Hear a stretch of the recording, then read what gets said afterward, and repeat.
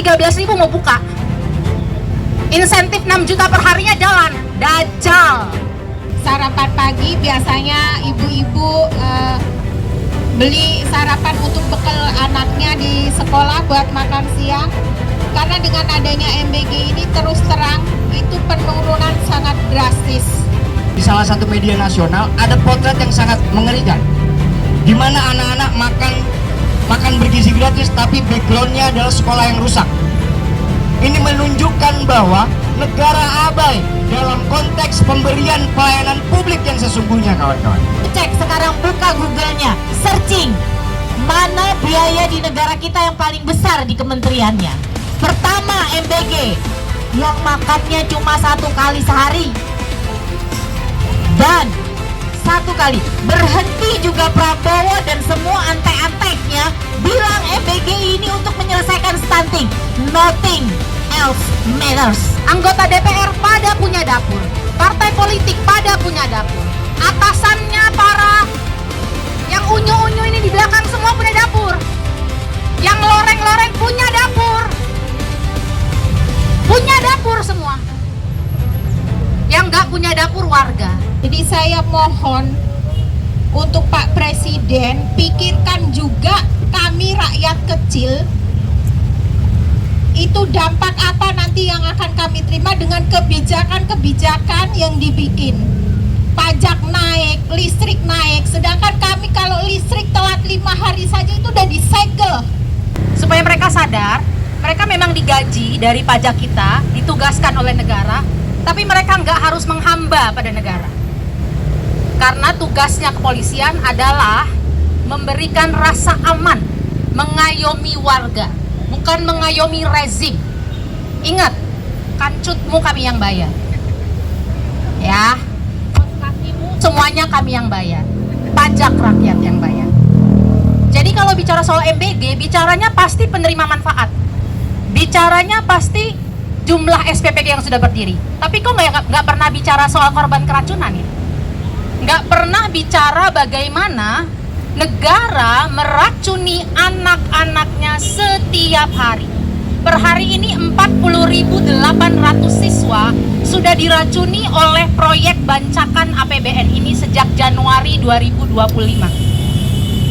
Bahkan yang lebih mengagetkannya lagi, saya yakin Allah Subhanahu wa Ta'ala sedang menunjukkan betapa busuknya program ini. Karena sejak tahun ajaran baru dimulai, Juli 2026, sudah 12.000 siswa yang diracuni oleh negara. Di Jember, Rembang, Cibatu, Garut, Jawa Barat, Semarang, Lampung, terbaru adalah di Brastagi Karo, di Del Papre, Papua. Lalu ada juga di Malang, lalu ada juga di banyak lagi daerah di seluruh Indonesia. Rembang, Jember, macam-macam. Kenapa tidak pernah membahas apakah hak orang tua siswa yang anaknya harus dilarikan ke rumah sakit, bagaimana dengan kompensasi dan ganti rugi mereka? Tidak pernah membahas bahwa SPPG itu konsentrasinya ada di daerah-daerah yang justru prevalensi stuntingnya atau kasus stuntingnya justru rendah. Jadi SPPG itu banyak berdiri konsentrasinya di daerah yang stuntingnya justru rendah. Di mana itu? Di ibu kota provinsi, di ibu kota kabupaten, di Pulau Jawa. Yang lebih mengerikan lagi, kasus yang terjadi di Del Papre, Papua adalah kasus keracunan terjadi di wilayah yang fasilitas kesehatannya sangat minim sehingga anak-anak yang keracunan harus dirawat di tenda-tenda.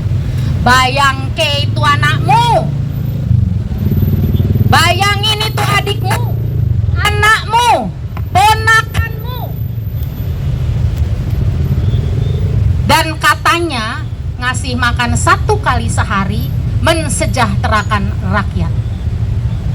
Jadi mari kita buka-bukaan di atas meja, kita lihat tadi ada anggaran kesehatan. Ya, anggaran kesehatan bukan hanya disunat. Saya nggak akan pakai bahasa halus-halus untuk congor seorang Prabowo. Saya nggak akan pakai bahasa halus-halus. Anggaran itu diperkosa. Yang bayarnya nggak pernah dimintai persetujuan. Anggaran itu betul-betul dibully. Dan kita membiarkan ini terang-terangan. Dan semua kepala daerah menutupi. Saya sendiri menantang yang namanya Yono, kepala BGN yang baru, si Yono, Mas Dar katanya, Dar Der Dor, ya. Oke, Sudaryono, ya. Apakah dia berani menutup SPPG milik TNI yang dijalankan di bawah Kodim yang melakukan meracuni anak-anak di Brastagi Karo? Berani nggak tutup? Berani nggak tutup? Berani nggak pidanakan? Berani nggak tutup dan pidanakan? Kalau cuman bisanya nempel stiker aja di rantang MBG, maksimal dimakan 4 jam, ya maaf, terlalu bego. Kalau buat nyetak stiker doang, lalu itu dipakai untuk menjustifikasi bahwa kami sudah berbuat sesuatu. Betapa luar biasanya cara Allah menyatakan ini semua. Kepala BGN-nya diganti, ASN sekian ratus atau sekian ribu dipecat katanya, SPPG katanya 800 sekian ditutup, 13.000 yang baru ngantri dibuka. Setan, setan. 800 ditutup, 13.000 mau buka. Insentif 6 juta per harinya jalan. Dajjal.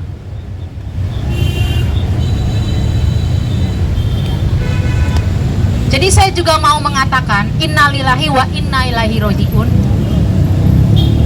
Buat anak-anak yang diracuni oleh negara sejak tahun ajaran 2026, mungkin yang saat ini juga masih trauma, mungkin yang saat ini juga masih merasakan dan mendapatkan pesan bahwa negara itu tujuannya apa ngasih makan anak-anak? Untuk meracuni mereka, untuk mengintimidasi mereka atau apa?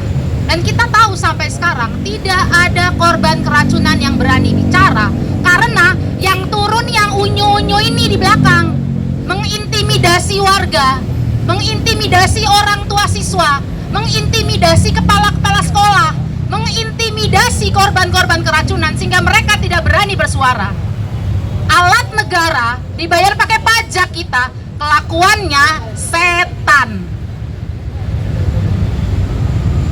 Jadi putusan MK yang sudah menyatakan bahwa masuknya MBG ke dalam anggaran pendidikan itu inkonstitusional atau melanggar konstitusi, itu tetap dijalankan dan dilakukan di RAPBN 2027. Jujur, janggal.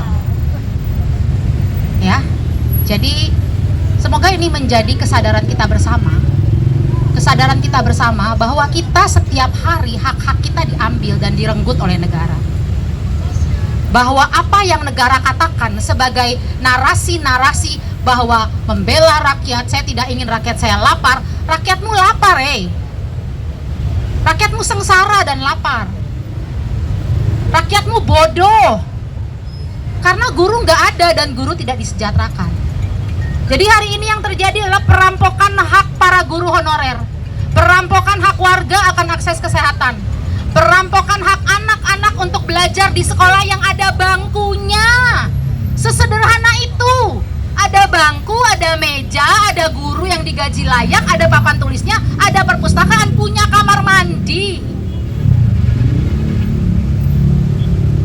Yang terjadi adalah bahwa kita dalam ketakutan kita membiarkan hal-hal itu.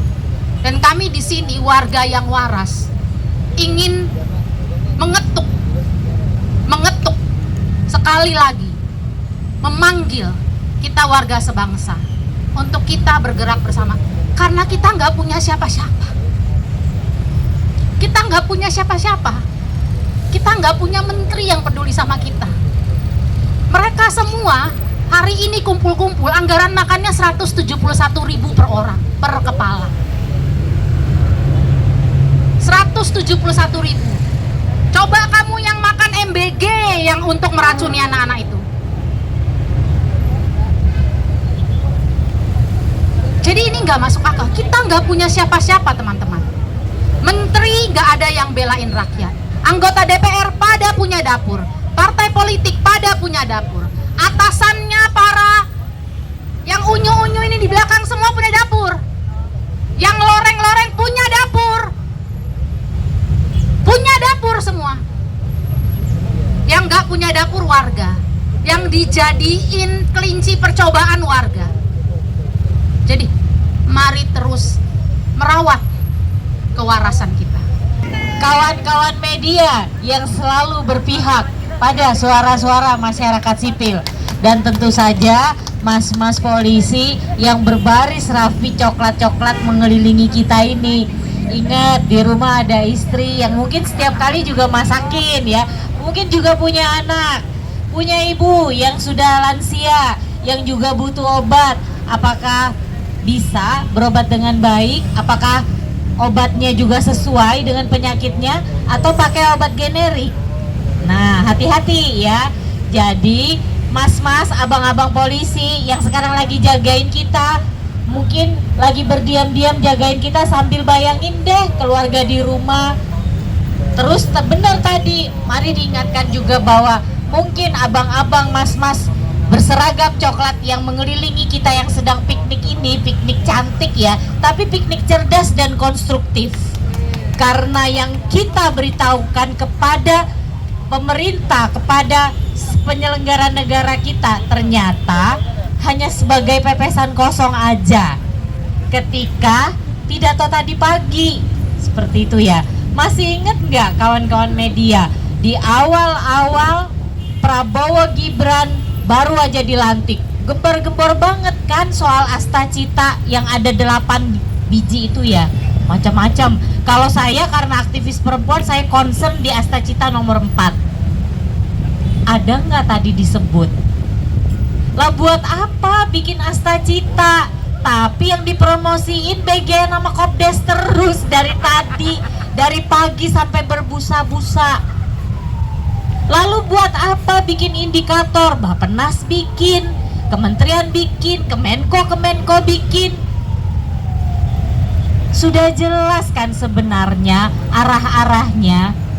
Saya kok percaya ya, suara-suara yang sudah rakyat bicarakan, bahkan yang paling kecil tadi kawan kita dari Aceh Bener Meriah, lalu Ibu Sri UMKM mungkin yang juga sangat kecil, bahkan kalau perlu juga para pencari info ya, info termasuk buzzer-buzzernya yang juga mungkin mengambil informasi-informasi tahu kok.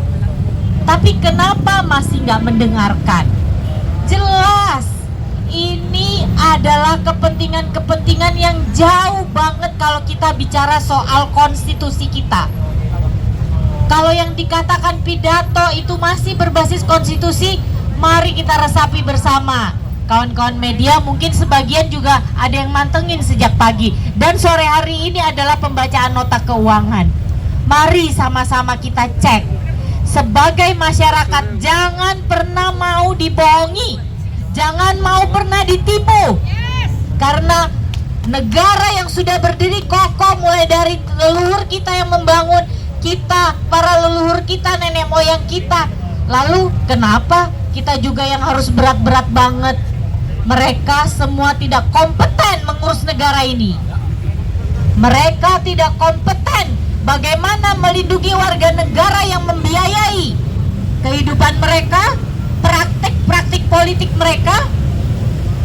Itu adalah bayar pajak dari ujung rambut kita nih sampai ujung kaki kita, Bapak Ibu semua.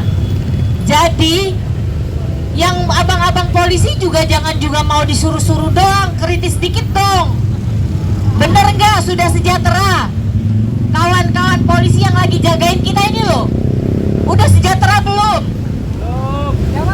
Nah, malah Mas Benny yang jawab seperti itu kan?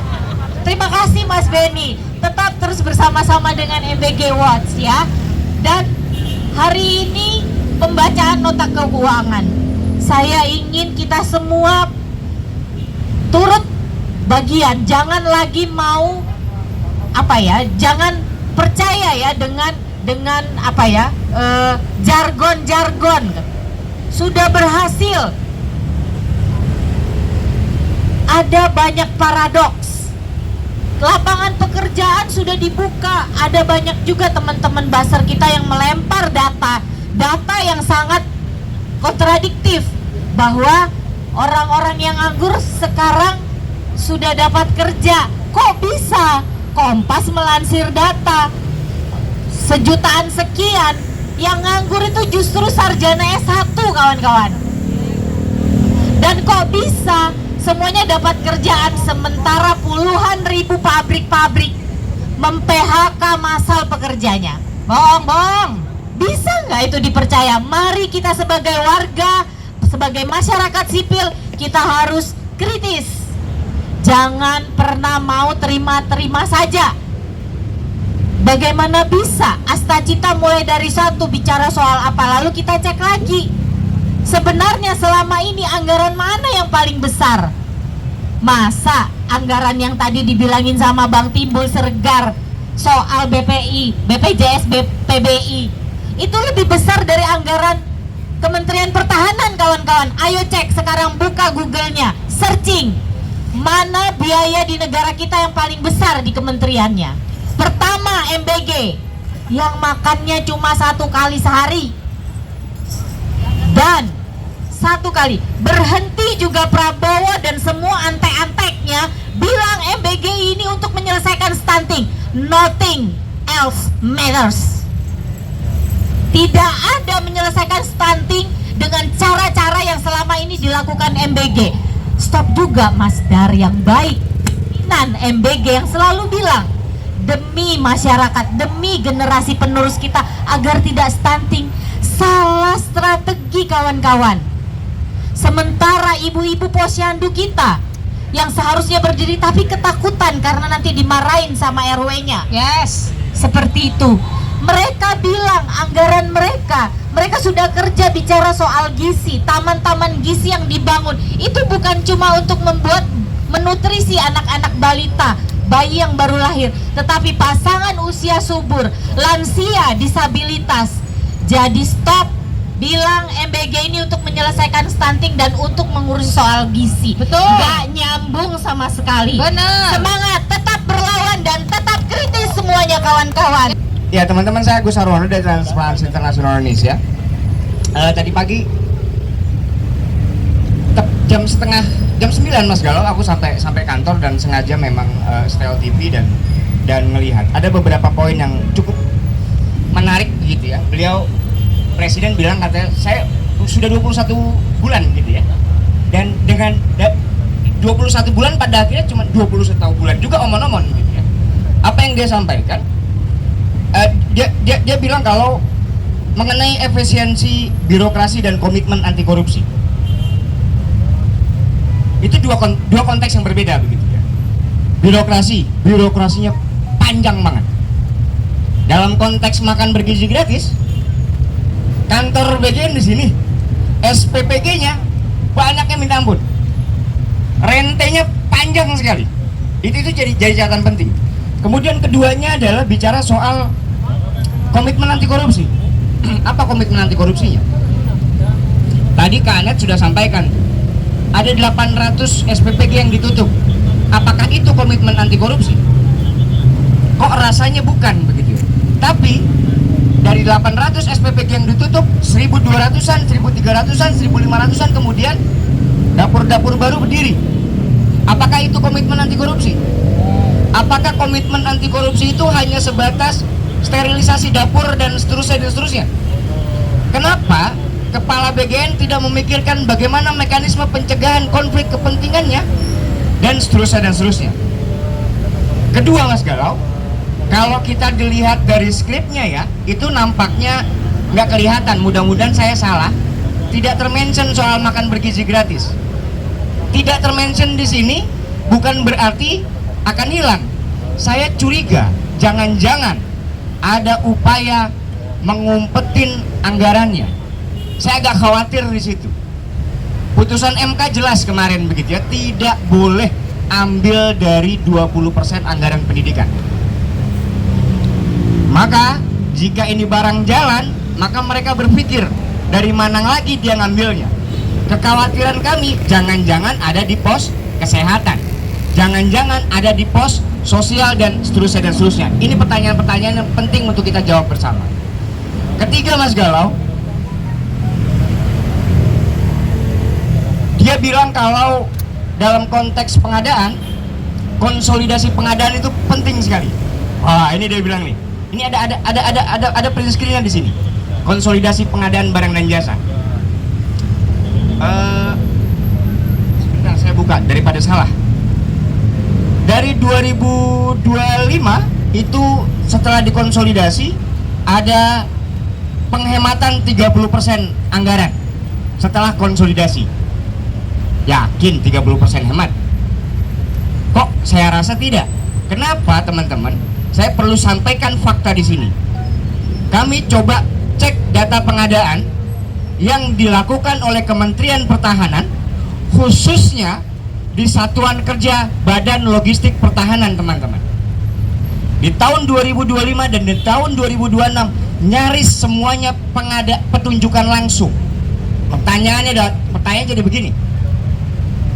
Bagaimana teman-teman pelaku UMKM, teman-teman usaha kecil itu mau ikut terlibat kalau prosesnya ditunjuk langsung? Memang kami belum mendalami siapa penyedia-penyedianya, siapa di balik para penyedia. Kami akan telusuri dalam waktu 1-2 minggu ke depan begitu. Kecurigaan kami, kawan-kawan, jangan-jangan pelaku pengadaannya punya kepentingan bisnis juga dengan para jenderal-jenderal yang duduk di Kementerian Pertahanan begitu. Keempat, saya ingin mengingatkan, tahun 2025 Peraturan Presiden tentang pengadaan barang dan jasa itu direvisi. Salah satu pasalnya berbunyi atas nama program prioritas Presiden atau program prioritas nasional, arahan Presiden, semua pengadaan boleh dilakukan dengan cara penunjukan langsung. Berapapun nilainya, kami memotret untuk pembangunan batalion teritori pembangunan itu antara 25 miliar sampai dengan 39 miliar rupiah. Dan itu dilakukan dengan cara penunjukan langsung. Sementara apa yang disampaikan Ibu Sri tadi ini sangat valid. Belanja-belanja yang seharusnya untuk kebutuhan publik harusnya diperbesar daripada belanja-belanja yang tidak begitu penting. Untuk apa teritori pembangunan? Pertanyaan besarnya itu sebetulnya, untuk apa? Kok jangan-jangan gitu ya, tujuan utamanya adalah untuk mengamankan sejumlah proyek strategis nasional di titik-titik strategis Papua, Maluku Utara, Sulawesi Tenggara, dan seterusnya. Jangan-jangan demikian. Artinya apa? Kita perlu cek bersama, teman-teman. Kami kok yakin ya, dengan kondisi hari ini belanja pengadaan kita semakin hari semakin liar. Semua pengadaan dalam konteks hari ini tidak semua basisnya adalah kebutuhan publik. Tadi kawan di Aceh clear, bagaimana mungkin makan bergizi jalan sementara jembatan putus? Bagaimana teman-teman ingat ya, ada beberapa waktu yang lalu di salah satu media nasional ada potret yang sangat mengerikan, di mana anak-anak makan bergizi gratis tapi backgroundnya adalah sekolah yang rusak. Ini menunjukkan bahwa negara abai dalam konteks pemberian pelayanan publik yang sesungguhnya, kawan-kawan. Nah, itu kira-kira Mas Galau yang maka forum ini menjadi penting sebetulnya untuk menyadarkan kita bersama, untuk menyadarkan kawan-kawan ini di depan kita semua bahwa kita semua sedang ada masalah dalam konteks tata kelola bernegara. Demikian, terima kasih. Terima kasih. Saya di sini hanya rakyat biasa, rakyat kecil. Setiap ada kebijakan dari pemerintah, pasti dampak yang paling terdampak itu pasti rakyat kecil seperti kami, rakyat miskin. Dengan adanya program MBG, mungkin memang ada beberapa yang diuntungkan, ada orang tua yang mungkin mendapat manfaat, tapi bagi kami, pedagang-pedagang kecil yang awalnya seperti saya, pagi dekat sekolah jualan sarapan pagi, biasanya ibu-ibu beli sarapan untuk bekal anaknya di sekolah buat makan siang. Karena dengan adanya MBG ini terus terang itu penurunan sangat drastis. Terus untuk bahan pokok setelah adanya MBG itu distributor itu mengutamakan untuk memenuhi bahan ke MBG terlebih dahulu. Jadi pemasokan untuk di pasar itu kayak berkurang. Harga telur naik, harga ayam naik, minyak goreng naik, itu juga berdampak bagi kami pedagang makanan. Untuk menaikkan harga jual kami tidak mungkin, untuk mengurangi porsi pun tidak mungkin. Terus terang itu juga akhirnya mengurangi kita untuk mengambil keuntungan itu sangat tipis. Yang awalnya pendapatan saya itu bisa 1 juta lebih, untuk saat ini kadang makanan karena makanan basi ya, kalau tidak laku kan nggak mungkin, untuk esok itu nggak mungkin, pasti terbuang. Kalau nggak kita bagi-bagikan, kalau udah sore itu juga makanan pasti basi, dampak itu. Jadi saya mohon untuk Pak Presiden, pikirkan juga kami rakyat kecil, itu dampak apa nanti yang akan kami terima dengan kebijakan-kebijakan yang dibikin. Pajak naik, listrik naik, sedangkan kami kalau listrik telat 5 hari saja itu udah disegel. Kami listrik nggak pernah telat, tapi kalau di berita saya dengar PLN rugi. PLN ini itu gimana kita telat 5 hari saja itu listrik saya itu udah disegel. Itu emang dampaknya sangat berasa bagi saya, apalagi saya seorang single parent. Dengan mencari uang sendiri, masih mencukupi kebutuhan anak saya yang kuliah, yang sekolah, itu benar-benar berasa dengan adanya program ini. Yang tadinya setiap pagi di sekolahan itu, ya ibunya, ya anaknya itu membeli sarapan, untuk saat ini sangat-sangat minim. Dari omset yang sekian turunnya sangat drastis. Itu aja. Semoga kebijakan pemerintah itu membela rakyat kecil, bukannya malah menciptakan peluang-peluang korupsi bagi mereka-mereka yang mempunyai jabatan, yang mempunyai kedudukan. Sedangkan kami rakyat kecil masih tertindas. Kami tidak minta muluk-muluk sebagai rakyat kecil. Murahkan sembako, permudah akses kesehatan, permudah untuk pendidikan. Itu saja permintaan kami, nggak muluk-muluk. Tapi selama ini program-program yang dibikin itu tidak berpihak sama rakyat kecil. Tapi rakyat kecil selalu terbebani dengan pajak yang naik, tarif listrik yang naik, sembako yang naik, harga semua yang melambung. Tidak ada yang berpihak sama rakyat kecil, tidak ada. Selama ini kebijakan-kebijakan tidak sampai pada kami rakyat kecil.